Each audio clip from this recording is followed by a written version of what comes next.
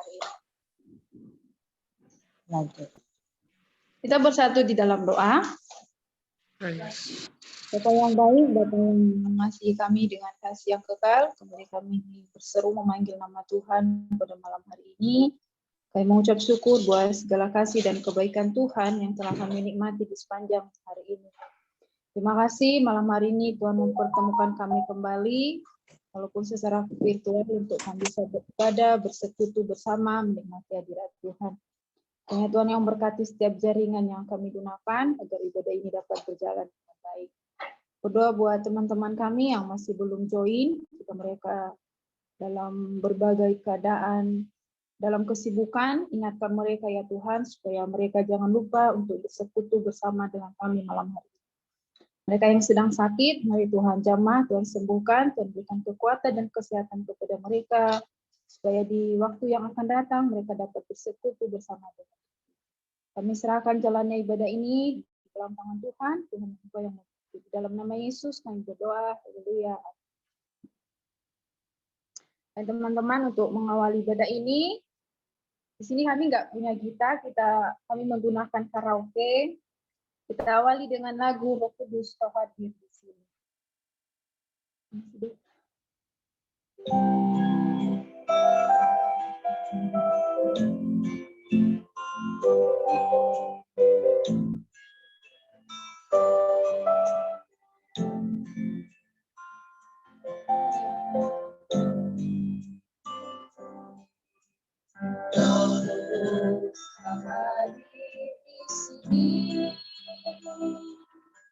Roh Kudus, ku mengasihimu. Kau mari, Kaulah penghiburku, penolongku, diutus Bapa-Ku. Ku buka hati untukmu Tuhan, ku buka hati menyembahmu Yesus. Jamahlah kami, penuhi kami dengan kuasa Allah Maha Tinggi.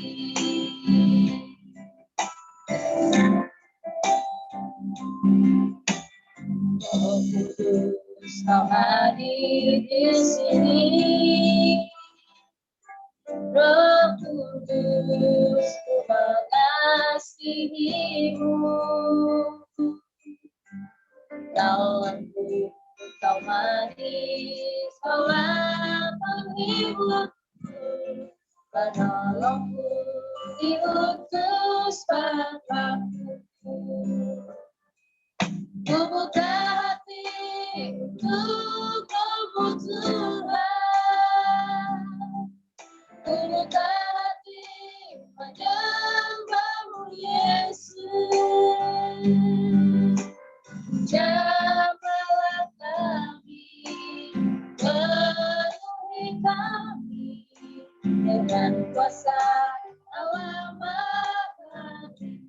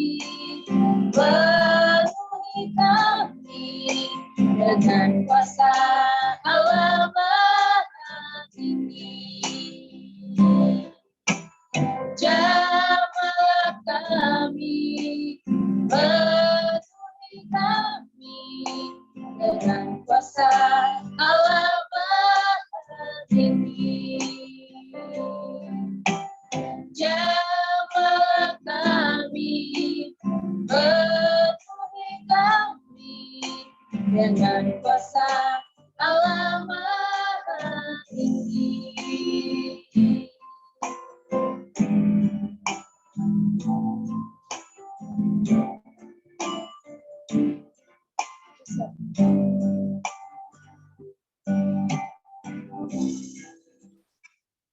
Kita bersatu di dalam doa.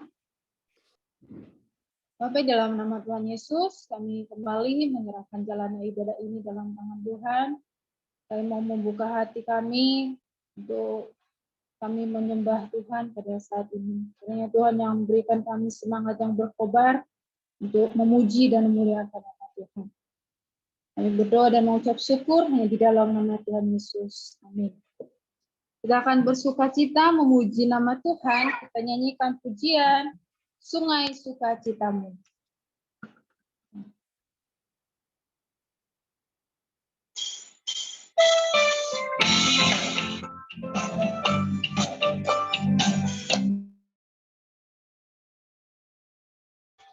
Sungai sukacitamu mengalir datangku.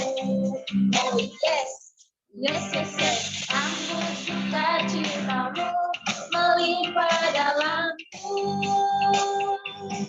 Ku menaik dan bersuka, pujimu di setiap waktu, sebab sungai sukacitamu ada dalamku. Mengalir bersamamu, bersuka di dalammu, mengikutimu Tuhan dalam pergerakanku, melayanimu Tuhan di dalam sukacitamu, sebab hanya Tuhan yang membuat sukacitaku penuh. Sungai sukacitamu, sungai sukacitamu mengalir dalamku. Oh yes, yes, yes, yes. Anggur sukacitamu melimpah dalamku. Ku menaik dan bersuka, pujimu di setiap waktu, sebab sungai sukacitamu ada dalamku. Mengalir bersamamu, bersuka di dalammu, mengikutimu Tuhan dalam pergerakanmu, melayanimu Tuhan di dalam sukacitamu, sebab hanya Tuhan yang membuat sukacitaku penuh. Mengalir bersamamu, bersuka di dalammu, mengikutimu Tuhan dalam pergerakanmu, melayanimu Tuhan di dalam sukacitamu, sebab hanya Tuhan yang membuat sukacitaku penuh. Sebab hanya Tuhan yang membuat sukacitaku penuh. Sebab hanya Tuhan yang membuat sukacitaku penuh. Beri kemuliaan untuk Tuhan. Oke teman-teman, tiba saatnya kita mempersiapkan hati kita untuk mendengarkan firman Tuhan. Mari kita sambut firman Tuhan dengan pujian, ajarku mengerti.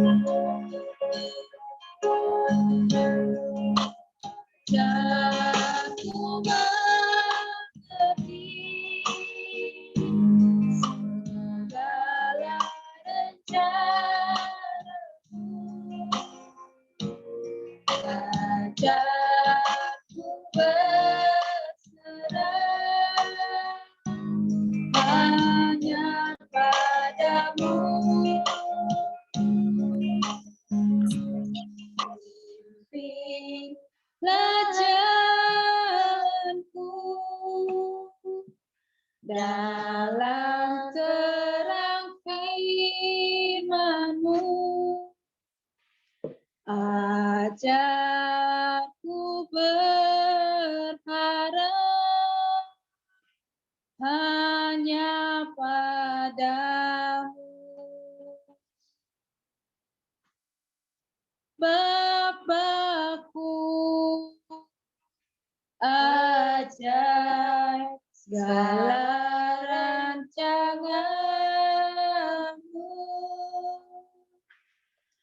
Yesusku, heran perbuatan-Mu. Engkau sanggup mengadakan segala yang ku perlukan menurut kehendak-Mu. Terjadilah. Sekali lagi kita angkat pujian ini.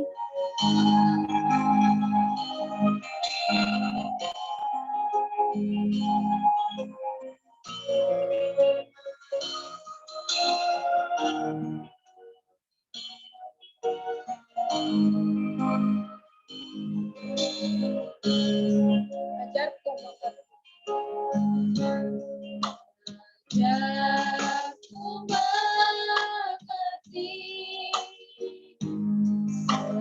segala rencana-Mu. Ajarku berserah hanya padamu.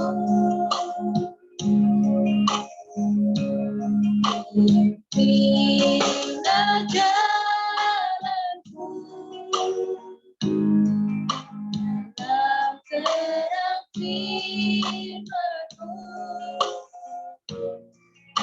Ajarku berharap hanya padamu. Bapakku, ajar segala rancangan-Mu.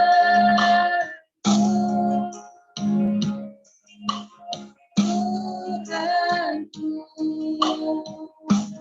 heran perbuatan-Mu. Engkau sanggup mengadakan segala yang ku perlukan menurut kehendak-Mu. Terjadilah. Kita nyanyikan pujiannya sekali lagi.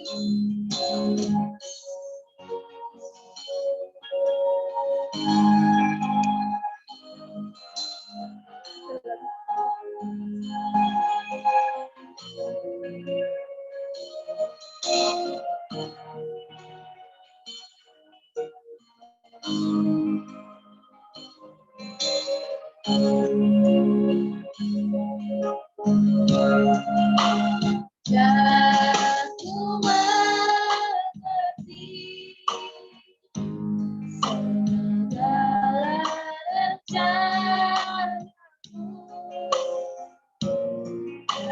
Ajarku berserah hanya padamu. Pimpinlah jalanku dalam terang firman-Mu. Ajarku berharap hanya padamu. Bapakku,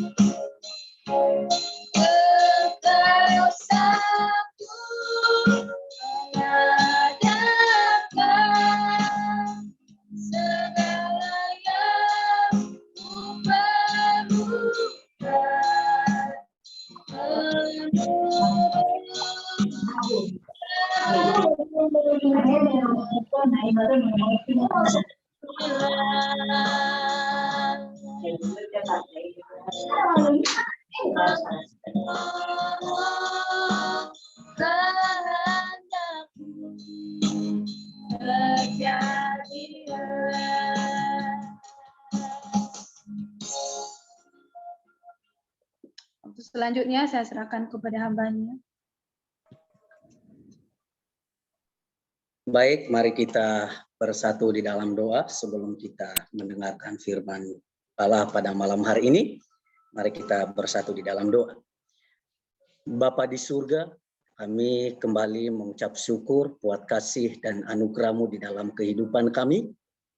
Dan malam hari ini Tuhan, kami sudah memuji dan menyembah Engkau di dalam roh dan kebenaran.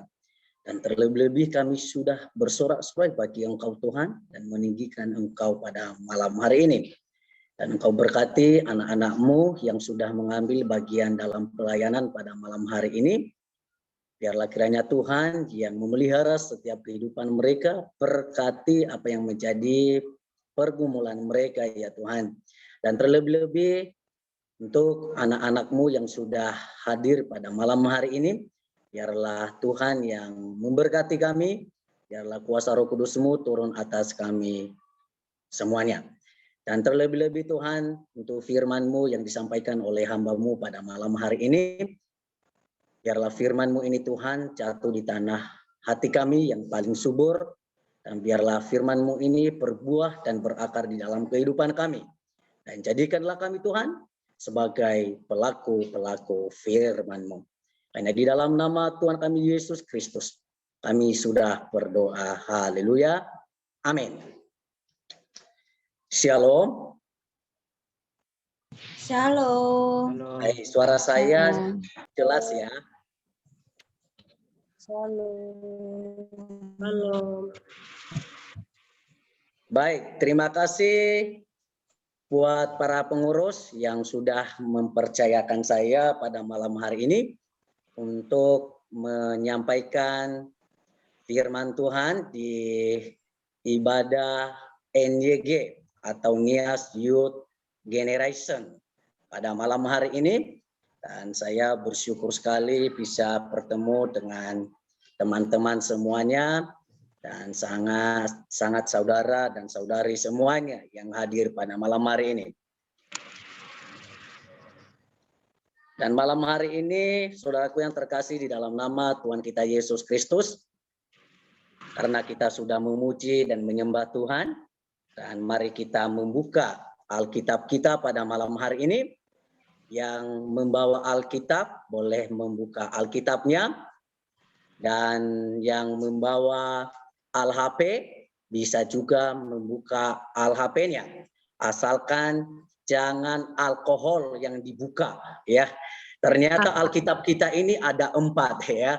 Yang pertama Alkitab, yang kedua adalah Al-HP, yang ketiga adalah apa? alkohol, ya. Nah, jadi saudaraku yang terkasih dalam nama Tuhan kita Yesus Kristus, simpel sekarang ini karena sudah canggih ya.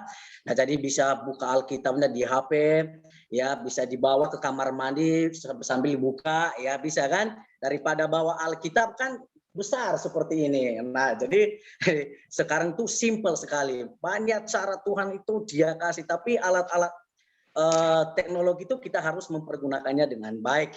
Jadi mari kita buka Alkitab kita, saudaraku yang terkasih dalam nama Tuhan kita Yesus Kristus, di dalam Kolose pasal yang pertama, ayatnya yang ke-20 sampai ayatnya yang ke-23. Karena pada malam hari ini tidak ada di slide, dan apa boleh buat, kita buka Alkitab kita sendiri ya, di tempat kita masing-masing. Di dalam Kolose pasal yang pertama ayat yang ke-20 sampai ayat yang ke-23. Saya akan bacakan kepada kita semuanya mulai dari ayatnya yang ke-20.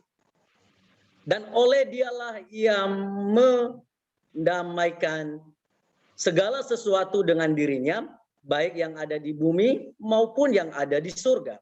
Sesudah Ia mengadakan pendamaian oleh darah salib Kristus.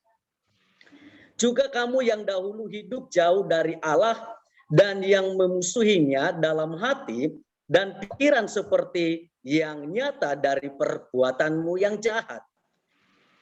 Ayat yang ke-22, sekarang diperdamaikannya di dalam tubuh jasmani Kristus oleh kematiannya, untuk menempatkan kamu kudus dan tak bercela dan tak bercacat di hadapannya. Ayat yang terakhir. Sebab itu kamu harus bertekun dalam iman, tetapi teguh dan tidak tergoncang. Dan jangan mau digeser dari pengharapan Injil yang telah kamu dengar dan yang telah dikabarkan di seluruh alam di bawah langit, dan yang aku ini Paulus telah menjadi pelayannya.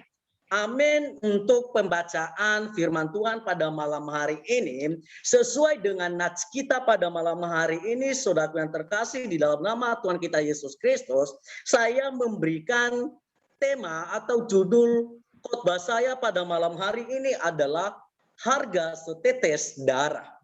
Sebelum kita masuk di dalam penjelasan apa sih harga setetes darah itu.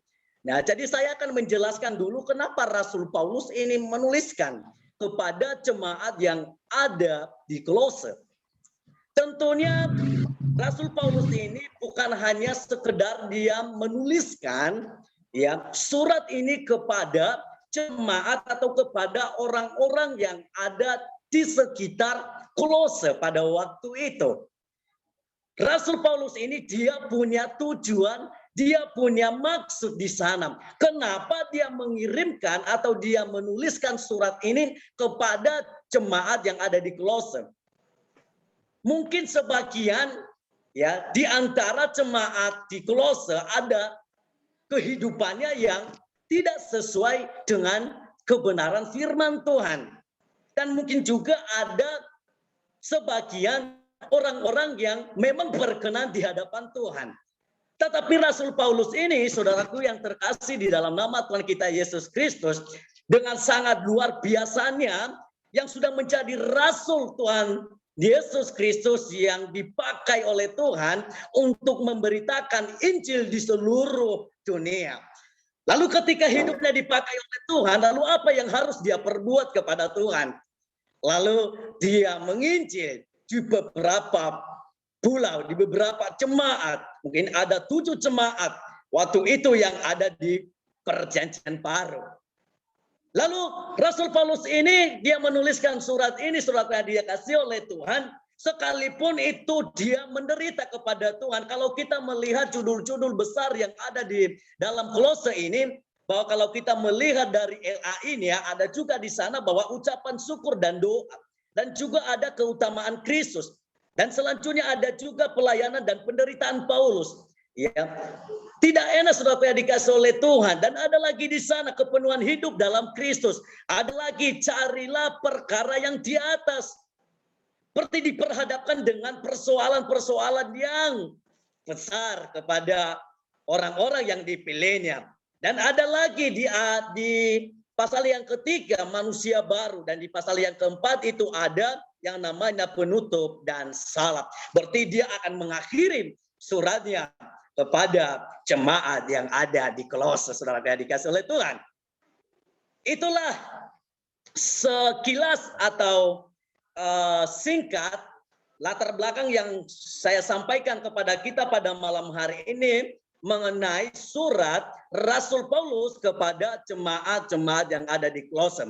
Mari kita masuk di dalam tema kita pada malam hari ini. Kenapa pada malam hari ini saya memberikan tema buat kita adalah harga setetes darah. Ternyata harga setetes darah itu sudah dikasih oleh Tuhan ternyata mahal. Ya, saya minta slide selanjutnya. Ya.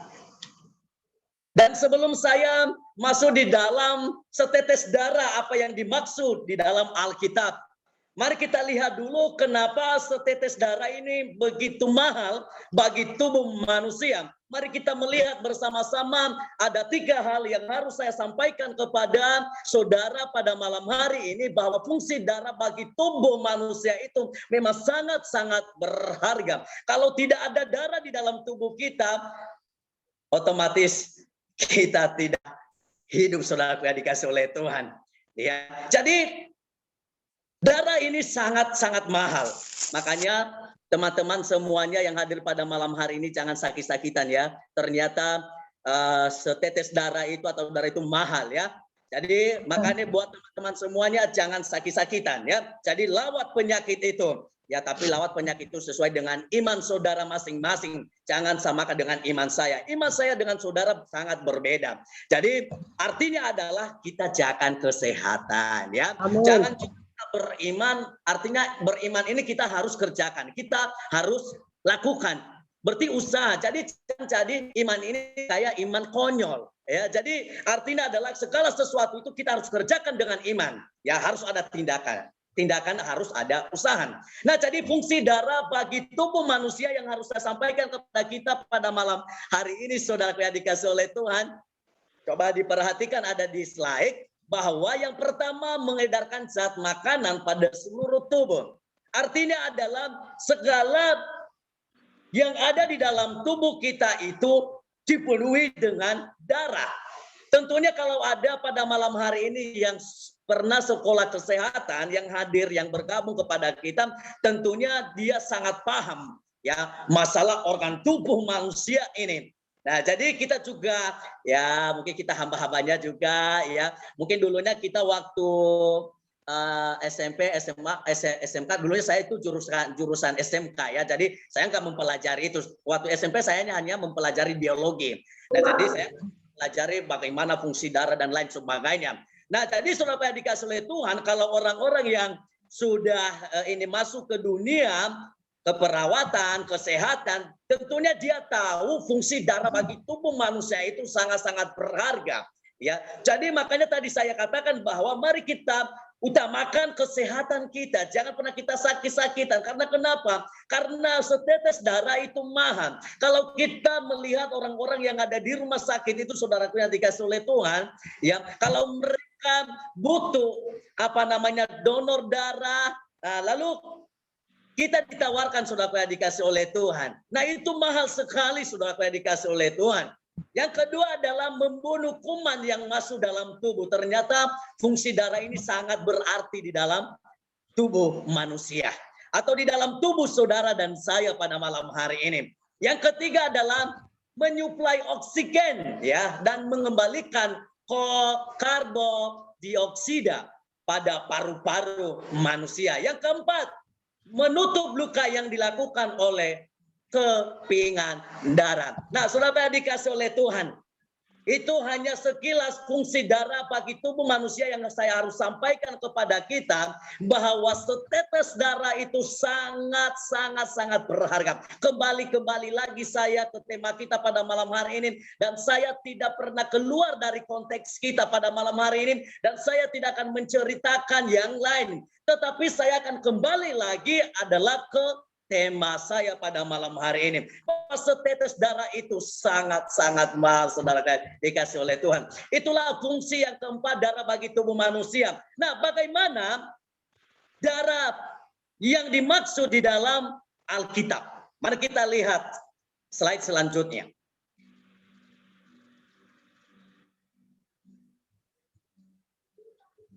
Ya, makna darah Kristus bagi kehidupan kekristenannya kita. Ternyata juga saudara dikasih oleh Tuhan. Apa sih? Ya, kenapa dibilang harga setetes darah itu sangat mahal? Apa sih makna darah Kristus bagi kehidupan kekristenan ini? Apa yang dimaksud dengan makna darah Kristus ini bagi kehidupan saudara dan saya saat ini? Ayo mari kita perhatikan. Yang pertama adalah mendamaikan. Ya. Kata mendamaikan ini saudara dikasih oleh Tuhan, mengusahakan agar kedua belah pihak berbalik kepada Tuhan.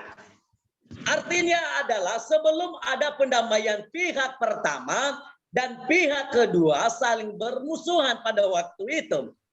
Ya. Pihak pertama yaitu manusia dan pihak kedua adalah Allah. Ketika ada pihak pertama ini dan pihak kedua, lalu ketika manusia hidup di dalam dosa, sudah dikasih oleh Tuhan, mereka masih diperbudakan dengan dosa, makanya harus ada yang namanya itu pendamaian. Makanya dikatakan di ayat yang pertama itu saudara dikasih oleh Tuhan, ayat yang ke-20 dia katakan, dan oleh dialah ia memperdamaikan segala sesuatu dengan dirinya, baik yang ada di bumi maupun yang ada di surga. Yang di surga itu adalah Tuhan. Dia katakan lagi di sana saudara dikasih oleh Tuhan, maupun yang ada di surga sesudah ia mengadakan pendamaian oleh darah salib Kristus.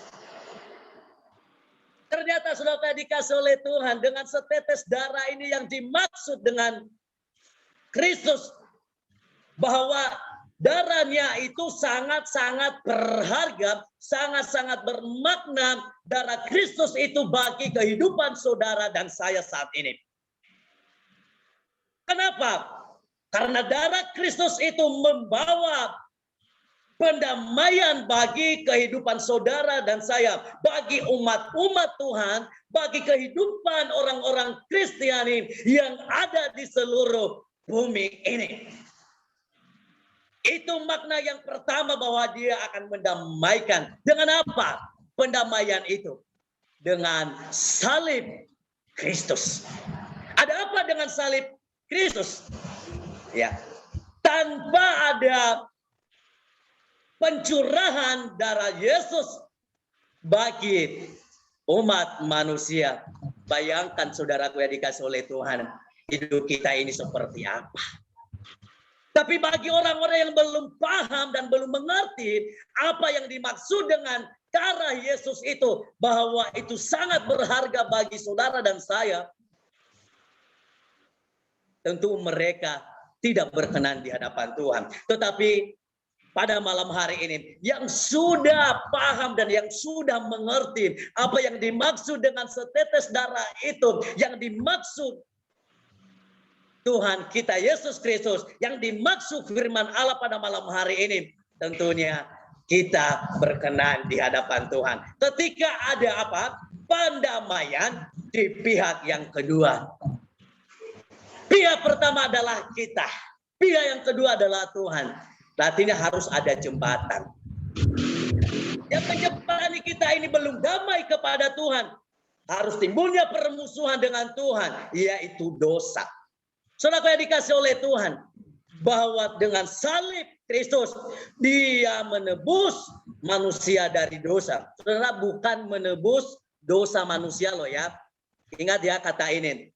Ya, bukan menebus dosa manusia, bukan, tetapi adalah menebus manusia dari dosa.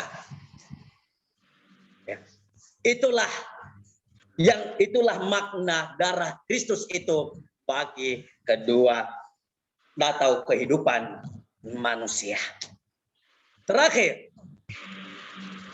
slide selanjutnya. Tadi kenapa saya katakan bahwa makna darah Kristus itu sangat penting, sangat berharga di dalam kehidupan saudara. Dan kenapa ada permusuhan, ya, bahwa tadi saya sudah katakan harus ada pendamaian dulu, ya, antara manusia dengan Tuhan. Makanya ada pihak pertama dan ada pihak kedua. Pihak pertama ini adalah manusia dan pihak kedua adalah Tuhan. Kenapa saya katakan begitu harus ada? Lihat penyebabnya. Penyebab permusuhan. Ya, yang pertama adalah dosa, adanya pelanggaran terhadap firman Tuhan. Tolong, saya minta tolong kepada teman-teman yang membantu saya untuk membacakan ayat ini. Ya, di dalam Roma pasal yang kelima, ayatnya yang ke-19. Saya meminta, ini ada, saya nggak tahu namanya. Ini ada namanya Vivo Y20. Ya, tapi saya nggak tahu siapa nama abang. Saya lihat tadi di layar, ya. Saya minta tolong Bang untuk dibacakan Roma pasal 5 ayatnya yang ke-19. 19 ya. Ya. Sebentar ya. Baik, baik. Ini sama seperti olehnya ketidaktaatan satu orang, semua orang telah menjadi orang berdosa. Demikian pula oleh ketaatan satu orang, orang semua menjadi orang benar. Benar? Amin. Nah, saudara dikasih oleh Tuhan, sekali lagi saya akan bacakan kepada kita. Perhatikan ayat ini. Kenapa pendamaian itu harus ada? Karena penyebab permusuhan antara Tuhan dengan manusia. Ya, saya akan bacakan sekali lagi. Jadi sama seperti oleh ketidaktaatan satu orang, semua orang telah menjadi orang berdosa. Yang berkata ini adalah Tuhan, bukan saya. Selanjutnya, demikian pula oleh ketaatan satu orang, semua orang menjadi orang benar. Selanjutnya dikasih oleh Tuhan. Makanya ada yang namanya itu pendamaian. Ketika sudah ada yang namanya permusuhan antara manusia dengan Tuhan, ya, makanya dikatakan di sana sudah melakukan dosa. Semua manusia sudah berdosa. Tetapi dikatakan di sana demikian pula oleh ketaatan satu orang, semua orang menjadi orang benar. Siapa itu? Siapa lagi kalau bukan saudara dan saya? Yang menjadi orang-orang benar itu di dalam Kristus. Oleh apa? Oleh pendamaian. Makanya saudara dikasih oleh Tuhan. Ya, setetes darah Tuhan itu sangat berharga bagi saudara dan saya. Jangan pernah kita sepelekan yang namanya itu penyaliban Tuhan kita Yesus Kristus. Jangan pernah kita main-main dengan dosa ini, bahwa itu akan membawa permusuhan dengan Tuhan. Bahwa dia katakan di dalam Mazmur bahwa itu kekejian di mata Tuhan. Bahwa segala kejahatan itu yang dilakukan oleh manusia itu adalah kekejian bagi Tuhan. Berarti kalau kita melakukan dosa, itu kekejian bagi Tuhan. Kita tidak berkenan di dalam Tuhan. Kalau di perjanjian lama, kalau kita bicara di perjanjian lama, kalau dikatakan bahwa pendamaian itu hanya melalui darah korban atau darah binatang. Tetapi karena kita ini hidup di perjanjian baru, lalu kita ini diperdamaikan oleh apa? Oleh darah Tuhan Yesus. Bahkan dikatakan adalah setetes darah itu sangat-sangat berharga, saudara yang dikasih oleh Tuhan. Saya rasakan, saudara yang dikasih oleh Tuhan. Sekalipun saya ini masih manusia jasmaninya, masih banyak dosa. Tetapi tadi saya sudah katakan dari awal adalah kita harus kembali. Kembali seperti apa? Kita harus berbalik kepada Tuhan Yesus 180 derajat. Tanpa melihat lagi ke belakang. Masa lalu kita biarlah masa lalu. Buanglah itu, tanggalkan itu. Ya. Kuburkan itu. Ya. Harus kembali kepada Tuhan kita Yesus. Sama seperti saudara dikasih oleh Tuhan. Kalau kita mau berbalik itu, saudara dikasih oleh Tuhan. Contohnya adalah kalau kita membelakangin matahari, lalu yang kita lihat di depan adalah apa? Bayangannya kita. Berarti kita masih hidup di dalam kedagingannya kita. Kalau kita menghadap matahari, lalu di mana apanya? Bayangannya kita. Dia harus di belakang. Artinya adalah kita harus berbalik ini kepada Tuhan Yesus tanpa mengingat-ingat lagi masa lalunya kita. Mungkin pada malam hari ini bukan saya singgung loh ya. Ya, yang punya masa lalu ya pada malam hari ini mungkin ya saya percaya bahwa tidak ada di dalam grup, tapi di luar sana banyak saudara yang dikasih oleh Tuhan ya. Tapi di dalam grup ini saya yakin dan percaya tidak ada ya. Mungkin ini dia putus dengan pacarnya ya seperti begitu ya. Dia disakitin ya seperti begitu. Dan jadi dia masih ingat-ingat ya seperti begitu. Nah, saudara yang dikasih oleh Tuhan, dan saya mau katakan saudara yang dikasih oleh Tuhan, janganlah ingat-ingat lagi. Boleh diingat, ya, tapi jangan lama-lama di dalam kehidupan kita saudara yang dikasih oleh Tuhan. Ya. Supaya apa? Tidak ada permusuhan di antara Tuhan. Lalu kalau saudara diputuskan atau diputusin, berikanlah pengampunan kepada dia. Mungkin itu bukan jodohmu. Ya, atau itu bukan jodohku. Katakan kepada dia, engkau kutinggalkan, putus satu, maka saya dapat 1000. Bilang begitu dong. Ya, jadi orang kita itu bukannya setengah, ini bukan hanya pepatah. Putus satu dapat 1000. Artinya adalah dunia ini luas, banyak laki-laki, banyak perempuan. Bukan juga maksud artinya adalah saya bilang ini bukan ya bagi kaum laki-laki seenaknya harus putuskan pacarmu, jangan dong ya. Jadi harus komitmen juga. Kita sebagai laki-laki kita punya pendirian ya, dan juga perempuan punya pendirian. Berpikir pada malam hari ini saya cerita ini untuk menggugat atau menggoncangkan iman saudara yang sudah menjalin hubungan selama ini harus putuskan. Jangan saudaraku ya, eman-eman ya. Ya, saudaraku yang dikasih oleh Tuhan. Jadi jalanilah itu, pertahankanlah itu. Kalau dia benar-benar jodohmu, ya suatu saat Tuhan akan mempersatukan ya, seperti begitu. Saudara yang dikasih oleh Tuhan, ya kita harus berbalik kepada Tuhan. Jangan kita yang membuat permusuhan antara manusia dengan Tuhan. Selanjutnya, itulah penyebab permusuhan dengan alam, yaitu adanya dosa. Selanjutnya, akibat permusuhan. Nah, kita melihat gambar ini, saudara dikasih oleh Tuhan. Kenapa saya kasih gambar ini, saudara? Nah, kalau kita ini flashback lagi, ya kalau kita melihat ke belakang lagi, bahwa antara manusia yang jatuh di dalam dosa pertama sekali, yang membuat permusuhan dengan Tuhan adalah Adam dan Hawa. Kadang-kadang kita sebagai manusia, saudara yang dikasih oleh Tuhan, kalau kita ini di dalam percintaan loh ya. Bukan saya ini pada malam hari ini bukan saya bicara dengan cinta, tapi saya mau kasih tahu. Kadang-kadang kita di dalam percintaan ketika kita mencintai seseorang lalu kita putuskan. Lalu ketika putus lalu ada permusuhan, belum ada pengampunan. Kita katakan begini, karena kita laki-laki itu yang sudah tahu firman, sudah mengerti tentang kebenaran firman Tuhan, kita katakan begini. Wah, dulunya yang membuat kaum Adam itu jatuh di dalam dosa adalah Hawa.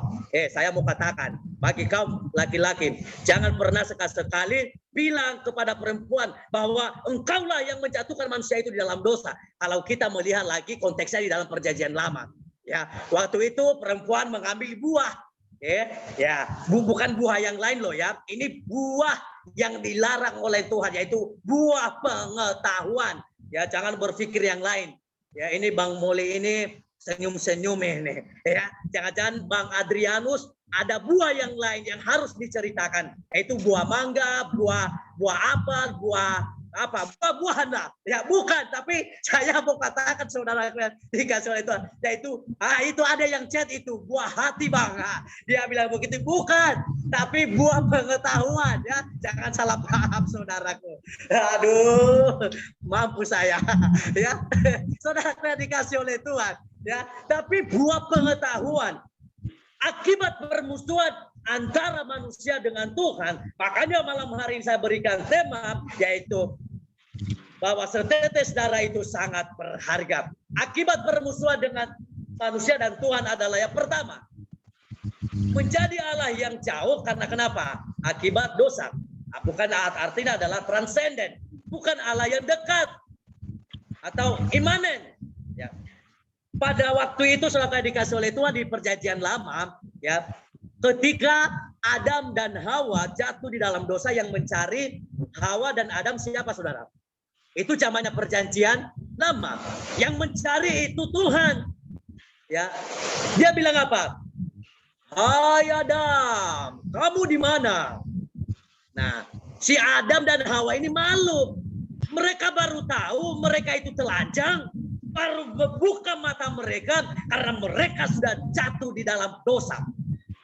Pada waktu itu sebelum mereka jatuh di dalam dosa, mereka belum tahu kalau mereka itu telanjang. Ya, mereka masih kudus, tapi ketika mereka jatuh dalam dosa dengan larangan Tuhan yang sudah Dia katakan bahwa ketika saya memberikan kepada engkau Adam dan Hawa untuk mengusahakan buah-buahan atau tanaman yang ada di Taman Eden ini, tetapi ada satu Adam dan Hawa yang tidak boleh kau sentuh, yaitu pohon pengetahuan. Lalu iblislah ya menggodalah si Hawa. Saudara, saya mau tanya ini dulu. Ya, bagi kaum perempuan, ya, kelemahan perempuan itu di mana dulu? Di mana? Yuk. Rayuan. Ayo. Di mana? Rayuan. Nah, saudaraku yang dikasih oleh Tuhan, bagi kaum wanita, jangan sekali-sekali memberikan celah bagi laki-laki.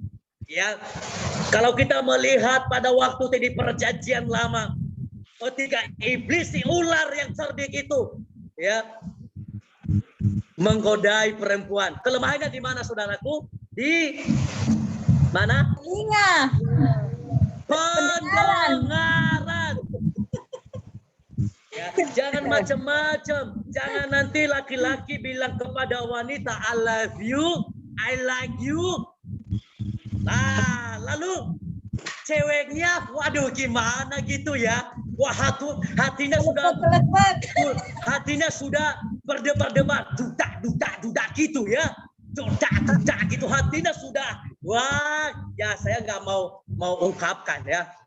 Jadi saudara dikasih oleh Tuhan, kelemahan perempuan itu adalah di pendengaran. Ya. Jadi saudara dikasih oleh Tuhan, dan laki-laki itu adalah mainnya di pikiran. Oleh sebab itu laki-laki jangan pernah menyalahkan kaum Hawa. Jangan sekali-sekali bilang, oh Hawa, kamu itu yang buat saya jatuh di dalam dosa. Jangan ya, jangan. Karena kita ini hidupnya di perjanjian baru. Beda di zamannya perjanjian lama. Saudara dikasih oleh Tuhan. Lalu ketika pada waktu itu Tuhan memanggil Adam dan Hawa. Lalu dia bilang begini, Tuhan saya di sini. Kenapa engkau bersembunyi Adam? Tuhan aku malu. Kenapa engkau malu Adam? Dia bilang begitu kan. Berarti terjadilah komunikasi antara manusia dengan Tuhan. Dia mencari manusia. Kenapa Adam? Aku telanjang Tuhan.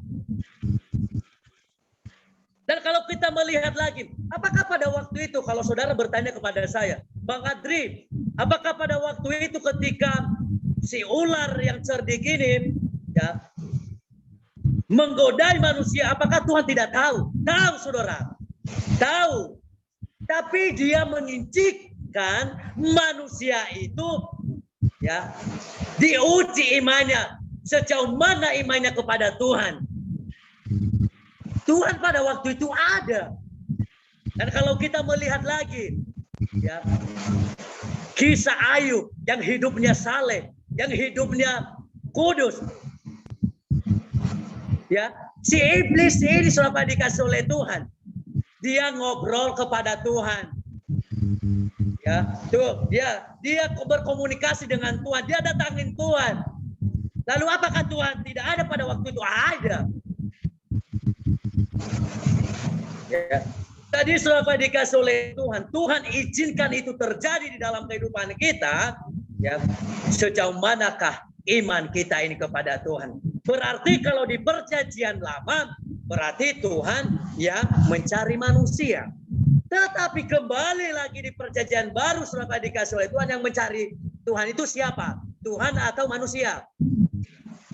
Manusia selama dikasih oleh Tuhan. Kita carilah dahulu kerajaan Allah. Kita cari dulu kerajaan Allah. Ketika kita jatuh di dalam dosa, bukan lagi Tuhan yang mencari kita, tetapi kitalah yang datang kepadanya. Minta ampun. Ampun Tuhan, ampun Tuhan. Saudara, saya mau tanya ini, dosa itu enak enggak? Dosa itu enak, saudara, kita dikasih oleh Tuhan. Siapa bilang dosa itu tidak enak? Dosa itu enak. Nah, saya mau katakan, tapi ingat saudara, dikasih oleh Tuhan. Ya, dan jangan macam-macam dengan dosa. Jangan sampai diperbudak dengan dosa. Ya, makanya aku bilang, saudara, jangan kita membuat Tuhan itu menjauh di dalam kehidupan kita. Yang kedua, penderitaan. Saya sudah katakan dalam Kejadian pasal 3 ayat 16 sampai 17 itu. Saya meminta Bang Vivo lagi ya untuk membacakan ayat ini. Di dalam Kejadian pasal 3 ayatnya yang ke-16 sampai ayat 17, Bang. Kejadian 3. Ya, Kejadian 3 pasal 16 ayatnya yang sampai ayatnya ke-17. Oke ya. Ya. Kepada perempuan itu waktu mengandung sangat banyak. Dengan kesakitan engkau akan melahirkan anakmu, namun engkau akan berahi kepada suamimu dan ia akan berkuasa atasmu. Lalu firman-Nya kepada manusia itu, karena engkau mendengarkan perkataan istrimu dan memakan dari buah pohon yang telah kuperintahkan kepadamu, jangan makan daripadanya, maka terkutulah tanah karena engkau dengan bersusah payah engkau akan mencari rezekimu di tanah seumur hidupmu. Nah, saudara dikasih oleh Tuhan, terima kasih Bang. Ya, saudara dikasih oleh Tuhan. Ayat ini nanti kalau tidak puas dengan saya, ya dibaca kembali. Ya, bahwa akibat permusuhan antara manusia dengan Tuhan itu adalah dosa, saudara dikasih oleh Tuhan. Kalau di perjanjian lama jangan pernah main-main dengan dosa. Maka Tuhan akan, dia bilang katakan, firman-Nya kepada perempuan itu, susah payahmu waktu mengandung akan kubuat sangat banyak. Ya, jangan macam-macam dengan dosa. Dia katakan lagi, dengan kesakitan engkau akan melahirkan anak. Ini bagi perempuan. Ingat ayat ini. Ya, jangan main-main dengan dosa. Adrianus bukan Adrianus yang berkata ini, tapi ini Tuhan yang katakan. Dia katakan lagi, namun engkau akan berahi kepada suamimu dan dia akan berkuasa atasmu. Ayat selanjutnya, lalu firman-Nya kepada manusia itu, karena engkau mendengarkan perkataan istrimu dan memakan dari buah pohon. Nah, ini tadi buah pohon ini makanya saya jelaskan. Ya, bukan buah pepohonan tapi buah pengetahuan ya. Jadi waktu itu.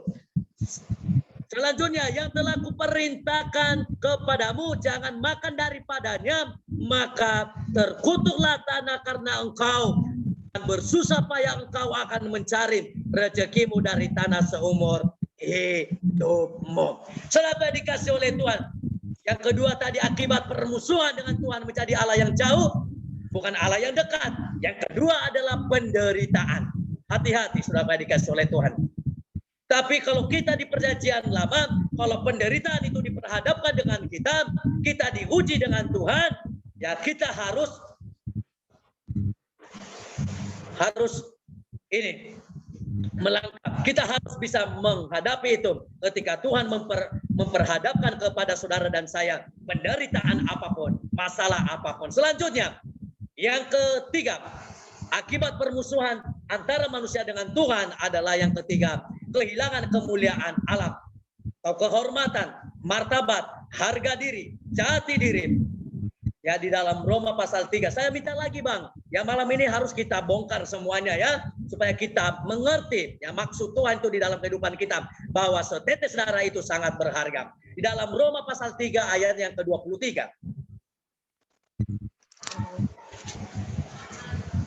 Ayat 23. Karena semua orang telah berbuat dosa dan telah kehilangan kemuliaan Allah.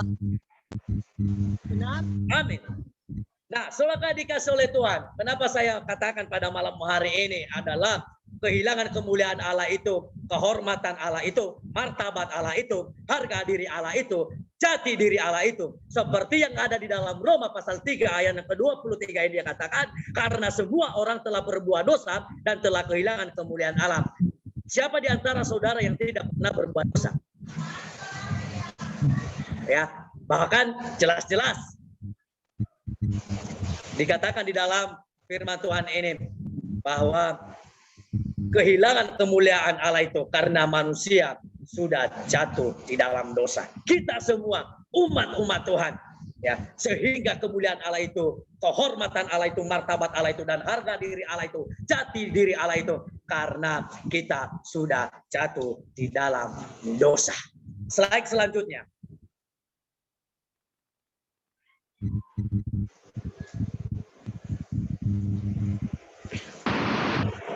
Slide selanjutnya.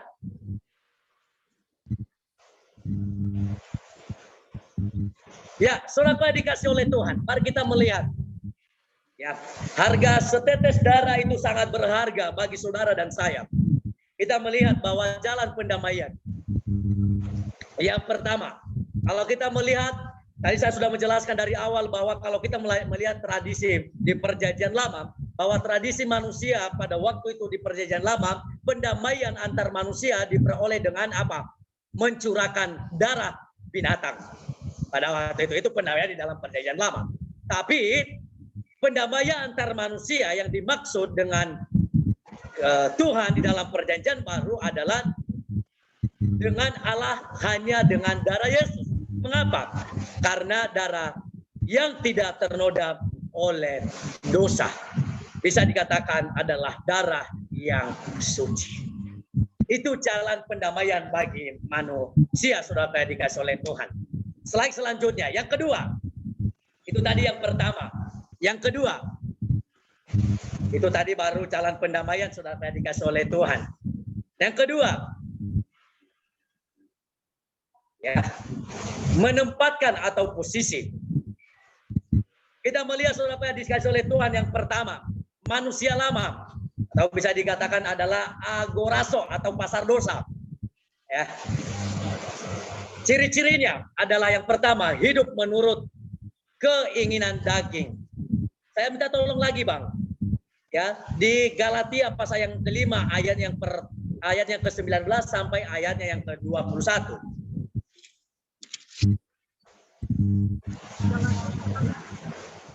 Ya, Galatia pasal 5 ayat 19 sampai ayatnya yang ke-21. 19. Perbuatan daging telah nyata, yaitu percabulan, kecemaran, hawa nafsu. 20. Penyembahan berhala, sihir, perseteruan, perselisihan, amarah, kepentingan, percideraan roh kemencah. 21. Kedengkian dan sebagainya. Terhadap semuanya itu kuperingatkan kamu seperti yang telah kubuat dahulu, bahwa barang siapa melakukan hal-hal yang demikian, ia tidak akan mendapat bagian dalam kerajaan Allah. 22, buah roh adalah kasih, sukacita, damai sejahtera, kesabaran, kemurahan, kebaikan, kesetiaan. Amin. Nah, saudara dikasih oleh Tuhan, ya. Ini yang tidak disukai oleh umat-umat Tuhan. Kalau ada seorang hamba Tuhan mengkhotbahkan ini masalah dosa, masalah percabulan, masalah perzinahan, maka dia akan tutup telinganya. Ya. Tersinggung saudara dikasih oleh Tuhan. Ya. Makanya saya itu paling nggak suka kalau gerejanya itu temanya dalam 1 tahun itu adalah masalah berkat. Di mana pengajaran Tuhan Yesus? Iya kan? Makanya saudara dikasih oleh Tuhan, kalau ada hamba Tuhan yang mengkhotbahkan masalah dosa, jangan tersinggung. Jangan takut saudara dikasih oleh Tuhan. Ini banyak saya ini lihat hamba-hamba Tuhan saudara dikasih oleh Tuhan, sebagian, tidak, bukan semua loh ya hamba Tuhan. Ya, dengan kata ini saya katakan bahwa sebagian.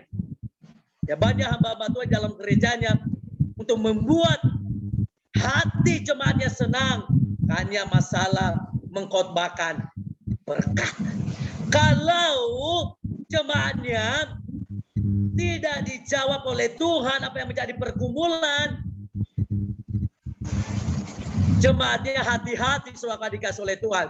Hari Minggu pendetanya khotbah lagi tentang berkat, maka sandalnya itu melayang. Ya, karena kenapa?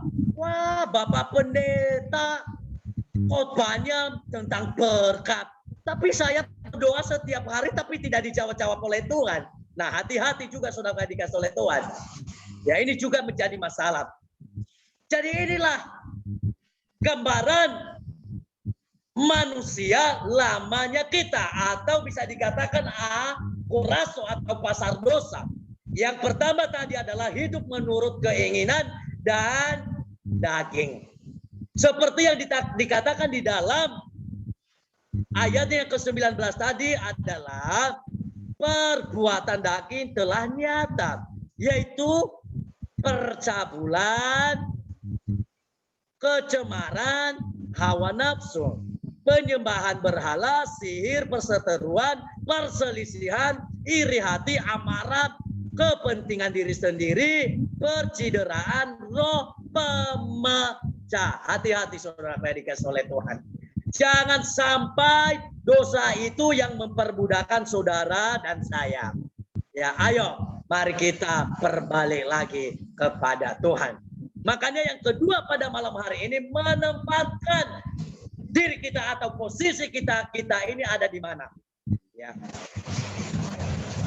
Yang kedua, hati dan pikirannya jahat. Yang ketiga, hidup di bawah kutuk. Tadi saya sudah jelaskan. Tetapi menempatkan diri ini tinggal kita memilih saudara dikasih oleh Tuhan. Ada dua pilihan. Ya, manusia lama kita masih hidup di ini manusia lamanya kita, atau hidup di manusia baru. Yang kedua, manusia baru ditempatkan baru atau di tempat yang kudus. Yang pertama, ciri yang pertama adalah hidup merdeka atau bebas dari kutuk dosa. Dalam Galatia ayatnya yang pasal yang kelima ayat yang ke-13, dia katakan di sana, saudara-saudara, memang kamu telah dipanggil untuk merdeka. Ingat ya, dipanggil untuk merdeka. Tetapi ada tetapinya. Nah, ini asal ada lagi penekanannya, tetapi. Tuhan berkata tetapi janganlah kamu mempergunakan kemerdekaan itu sebagai kesempatan untuk kehidupan dalam dosa. Ya, itu bebas. Ya, melainkan melayanilah seorang akan yang lain oleh kasih. Saudara dikasih oleh Tuhan. Bebas ini bukan dalam artinya kita bebas melakukan dosa, diperbudakan oleh dosa, bukan saudara dikasih oleh Tuhan. Makanya Tuhan itu dia katakan tetapi, ya, tetapi dia berkatakan tadi ini adalah melainkan melayani seorang akan yang lain. Dengan apa? Dengan kasih. Melayani itu adalah bicara tentang kasih. Kasih ini harus ada tindakan. Bukan hanya perkata adalah kasih. Aku kasihan ya. Waduh, orang itu miskin ya. Waduh, tidak punya apa-apa ya. Ya. Kasih itu harus disertai dengan tindakan, saudara dikasih oleh Tuhan. Bukan hanya berkata adalah kasihan. Ya. Jadi kita akan memanifestasikan itu di dalam kehidupan kita. Ya, dengan tindakan yang nyata. Yang kedua, hidup dikuasai Roh Kudus. Galatia 5 ayat yang ke-22 sampai 26 tadi sudah dibacakan kepada kita semuanya bahwa dikatakan di dalam ke-22 itu tetapi buah roh. Ada 9 buah roh. Ya, hidupnya dikuasai oleh Roh Kudus. Yang pertama adalah buah roh ialah kasih, sukacita, damai sejahtera, kesabaran, kemurahan, kebaikan, kesetiaan, kelemah lembutan, penguasaan diri. Tidak ada hukuman yang menentang hal-hal itu. Saudara yang dikasih oleh Tuhan. Malam hari ini saudara yang dikasih oleh Tuhan. Saya mau katakan kepada kita bahwa kita ini harus hidup di dalam kekudusan. Karena jalan pendamaian itu satu-satunya adalah apa? Lewat jalan penyaliban atau lewat salibnya Tuhan Yesus kita Kristus. Catatan, hidupnya bukan berarti tidak bisa jatuh. Sudah dikasih oleh Tuhan. Slide selanjutnya.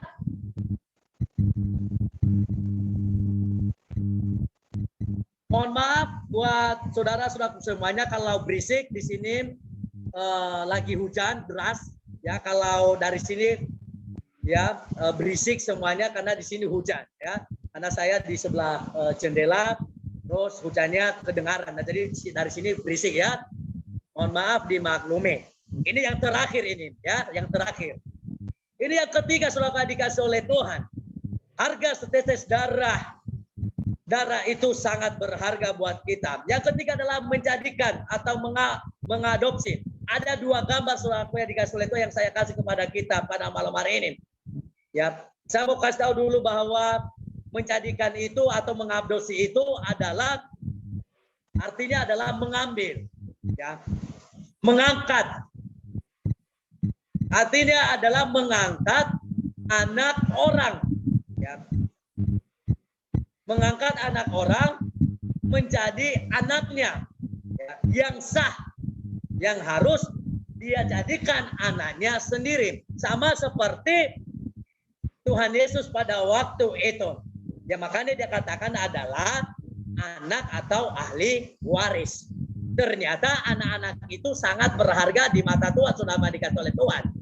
Ketika pada waktu itu sedang berbicara, lalu ada murid-murid Tuhan Yesus pada waktu itu. Ketika anak-anak datang kepada Tuhan Yesus, dia katakan apa? Saudara dikasih oleh Tuhan. Anak-anaknya, apa murid-murid Tuhan Yesus ini melarang anak-anak. Kenapa? Kenapa murid-murid Tuhan Yesus ini melarang anak-anak? Yang pertama adalah karena anak-anak ini membuat keributan. Tetapi Tuhan Yesus berkata kepada murid-muridnya, janganlah engkau menghalang-halangi anak-anak itu datang kepadaku. Karena mereka lah yang memiliki, karena mereka adalah ahli waris itu yang memiliki kerajaan Allah itu. Nah, yang dikasih oleh Tuhan. Anak-anak itu sangat berharga. Jangan pernah kita menyepelekan yang namanya pelayanan anak sekolah minggu. Karena kita ini juga adalah anak sekolah minggu dulunya. Makanya kalau kita melayani anak-anak sekolah minggu, janganlah pernah kita sekali-sekali menyepelekan pelayanan anak-anak sekolah minggu. Yang kedua adalah berharga. Nah, itu adalah makanya saya katakan itu ada mahkota yang sudah disediakan oleh Tuhan kepada saudara dan saya. Yang terakhir, slide yang terakhir.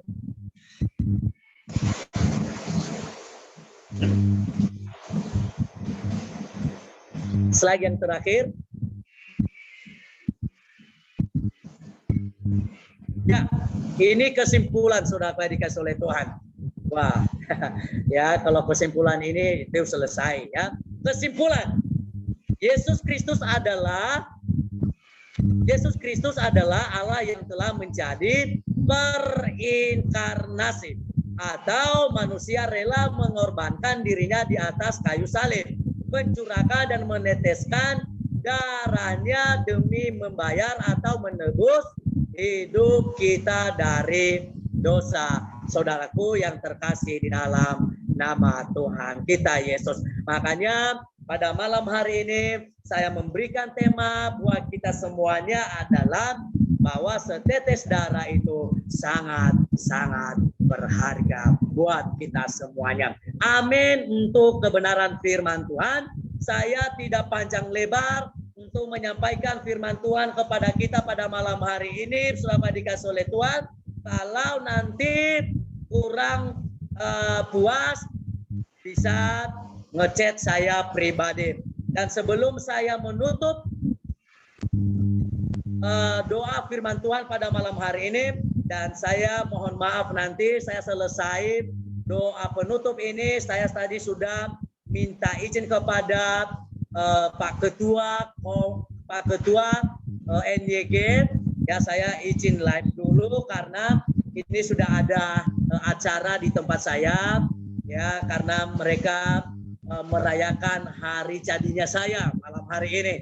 Nah jadi saya hanya ini ngasih tahu kepada teman-teman saya harus makan-makan. Habis khotbah ini saya diundang untuk makan-makan, ya. Ya. Nah, jadi saudaraku yang dikasih oleh Tuhan, ya jangan iri loh ya kepada saya kalau saya nanti makan-makan. Nah, jadi untuk malam hari ini saya akan menutup doa untuk firman Tuhan pada malam hari ini, lalu nanti saya akan live duluan. Ayo mari kita berdoa bersama-sama. Bapa di surga, kami kembali mengucap syukur buat kasih dan anugerah-Mu pada malam hari ini. Bahwa pada malam hari ini Tuhan, kami sudah disegarkan oleh kebenaran firman Tuhan. Bahwa Tuhan sudah memberikan kami pencerahan-pencerahan baru untuk Tuhan. Bahwa setetes darah-Mu yang Kau keluarkan itu di atas kayu salib sangat-sangat berharga buat kami untuk pendamaian bagi manusia. Bahwa darah-Mu itu Tuhan telah menebus manusia dari kutuk-kutuk dosa. Bahwa kutuk dosa itu sudah dimusnahkan oleh Tuhan, sudah dikuduskan oleh Tuhan, sudah dipatahkan oleh Tuhan di dalam kehidupan kami. Bahwa firman-Mu pada malam hari ini Tuhan yang menguatkan kami, mengingatkan kami melalui tetesan darah Tuhan Yesus Kristus di dalam kehidupan kami. Terima kasih Tuhan, berkati anak-anak-Mu yang sudah mendengarkan firman Tuhan pada malam hari ini. Hamba-Mu berhenti berbicara untuk menyampaikan firman-Mu, dan biarlah Roh Kudus-Mu Tuhan yang selalu mengingatkan kami. Hanya di dalam nama Tuhan kami Yesus Kristus kami sudah berdoa. Haleluya. Amin. Saya serahkan kepada MC.